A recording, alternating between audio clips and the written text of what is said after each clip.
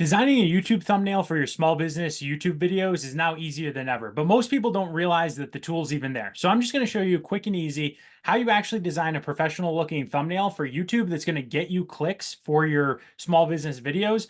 It's quick and easy using Canva. So I'm going to walk you through this. So let's just pretend you own a massage business.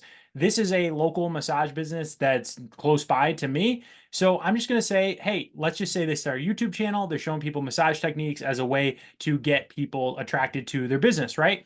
So thumbnails used to be a holdup, but not anymore. So all you do is you go in here to create design, and then you actually have YouTube thumbnail that fits perfectly as a template that you can use. And then they've got all these different templates. And all you do is go in here and describe like your business type. And look at, they've got pre-built templates for massage therapists, which is awesome. So let's just go with this one for now. And you can see this is already super professional. So all I have to do to customize it and stick around, because I'm going to show you a trick that's going to be really helpful too, is I would go in and just whatever this is, right? This is a great one. Maybe I'd change these words to like watch now or something like that. And then I could add my site or my thumbnail in here. And then I could change the image too if I so desired, but that one's pretty good for now. Now, let me show you what it would look like. And then all you have to do is go over here and you download it. And then you just select PNG and you've got a perfect thumbnail ready to go after you've customized it, just the language to what exactly your video is about.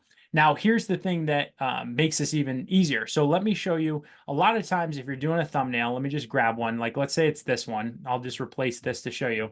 So see how this person has no background?